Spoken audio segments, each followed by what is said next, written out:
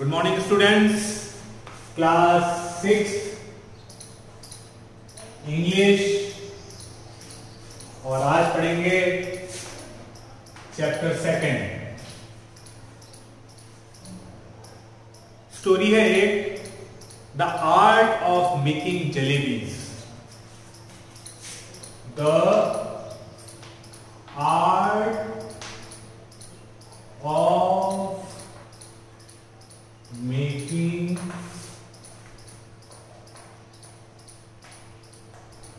Jalebi. Right. Jalebi क्या होती है? एक स्वीट डिश होती है, आप सबको मालूम है और सबने जब भी खाई हो तो एंजॉय किया होगा। अब ये जो इसका टाइटल है ये बता रहा है, ये कह रहा है कि the art of making jalebi. अगर इसको सिंपल से अगर हम इसको अंडरस्टैंड करने की कोशिश करें अभी इस विदाउट स्टार्ट बिगन जो स्टोरी है उसको बिगिन करने से पहले अगर इसको if you try to understand तो इसका सिंपल मीनिंग है कि जो जलेबी बनाने की जो आर्ट होती है उसके बारे में शायद इस चैप्टर में बताया गया होगा। तो let's read this chapter, understand this chapter and find कि ये चैप्टर किस चीज के बारे में है और हमको क्या जलेबी को बनाने की आर्ट के बारे में है ये चैप्टर क्या, या फिर कोई और मैसेज ये चैप्टर दे रहा है। Right. So let's start. Page number 10। It happened many years ago. I was in 5th standard at government school, Kalambarpur. तो जो ऑथर है वो बोल रहा है कि ये सब कब स्टार्ट हुआ? बहुत साल पहले, many years ago. कब? When that he was, the author was in which 5th class? 5th class में था तब की बात है, 5th ग्रेड के अंदर। और कौन सी स्कूल में थे? वो गवर्नमेंट स्कूल में, कोलंबर के अंदर गवर्नमेंट स्कूल में पढ़ते थे। वन डे, एक दिन की बात है, one day I went to school with 4 रुपया।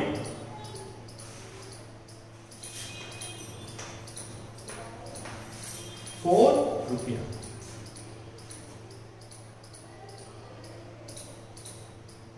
In my pocket to pay the school fee.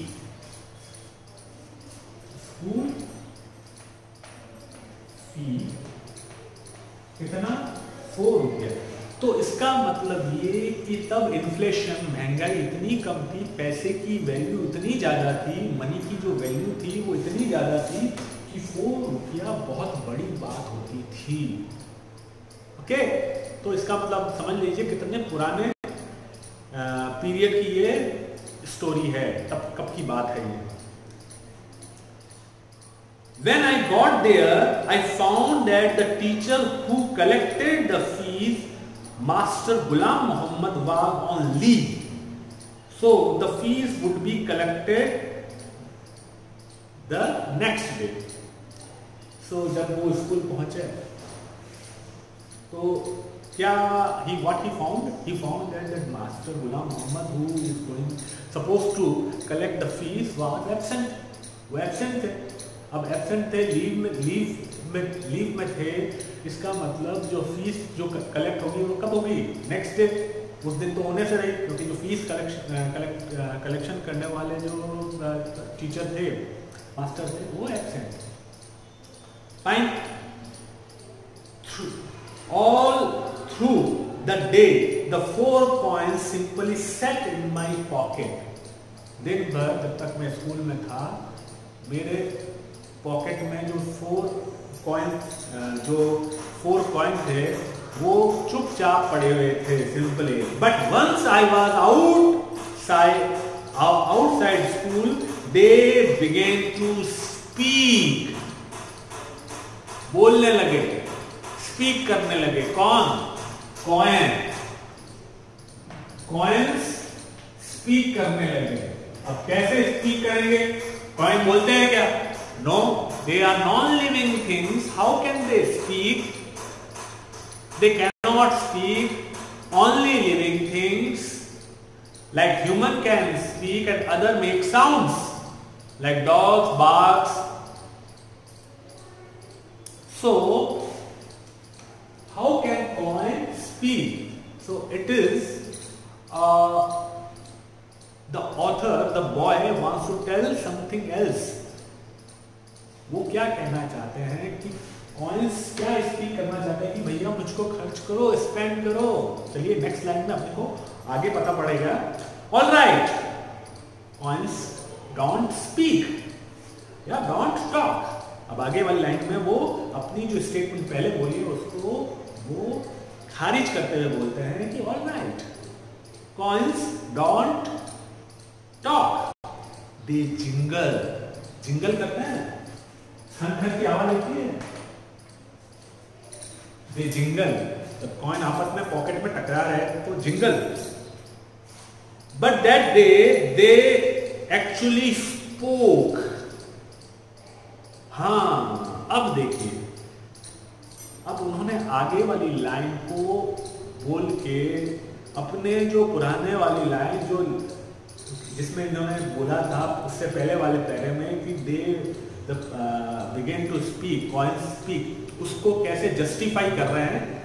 चलो देखते हैं कि बट दैट डे, उस दिन वो जिंगल नहीं कर रहे थे, बट दे एक्चुअली स्पोक, वो एक्चुअल में बोल रहे थे। वन कॉइन सेड, एक कॉइन बोला, what are you thinking about, those fresh hot jalebis are meant to be eaten and money is not for, isn't for nothing, it is meant to be spent।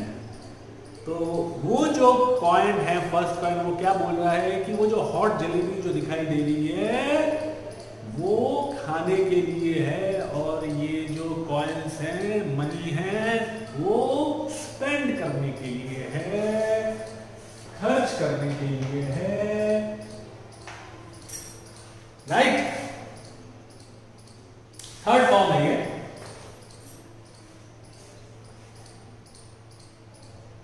Look there, I said, I am a good boy.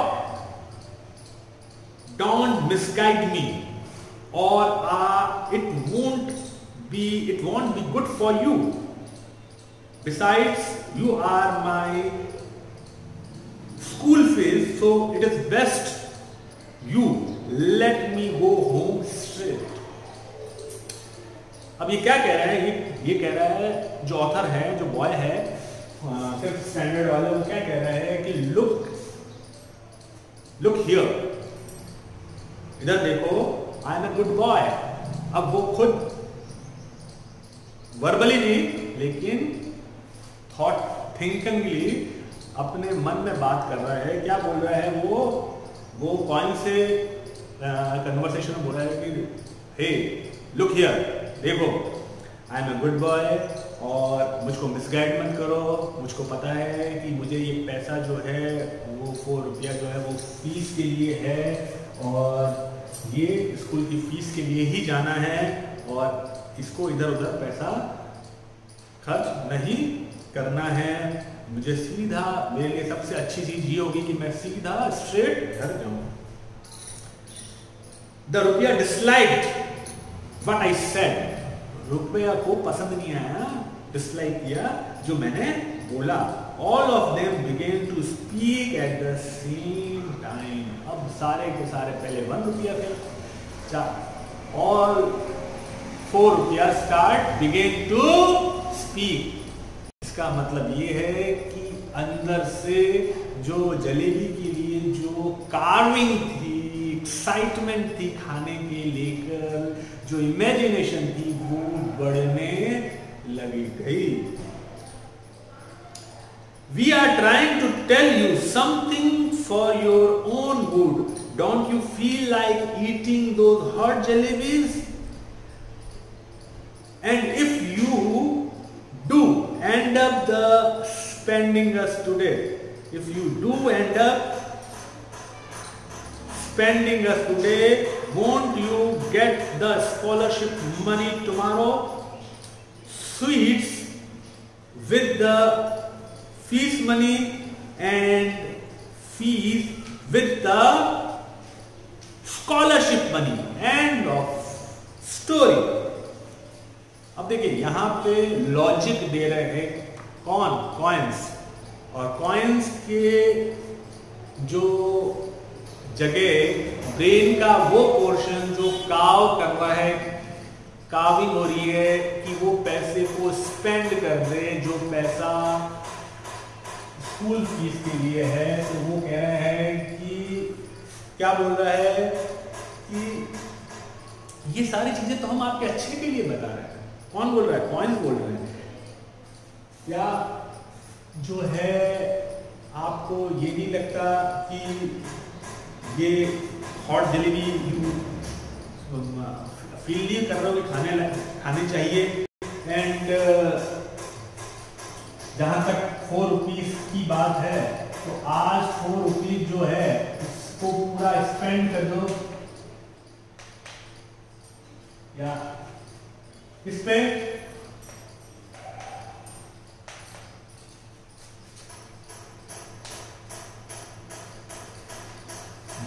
Jalebi पे hot,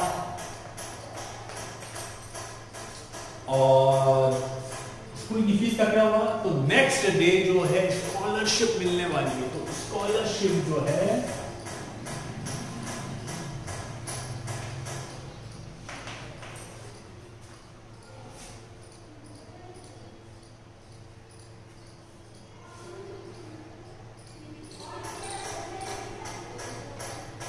scholarship की जो money है उससे fees दे देना, right? तो क्या कह रहा है कि भैया आज जो है इससे स्कूल फीस से स्वीट हो जाए, मीठा हो जाए, मीठे मीठा हॉट जलेबी हो जाए, और कल जो मिलेगी स्कॉलरशिप की मनी, कल क्योंकि शेड्यूल्ड था स्कॉलरशिप की मनी, उससे आप स्कूल फीस जमा करा देना। End of story. हिसाब बराबर, चिंता वाली कोई बात नहीं।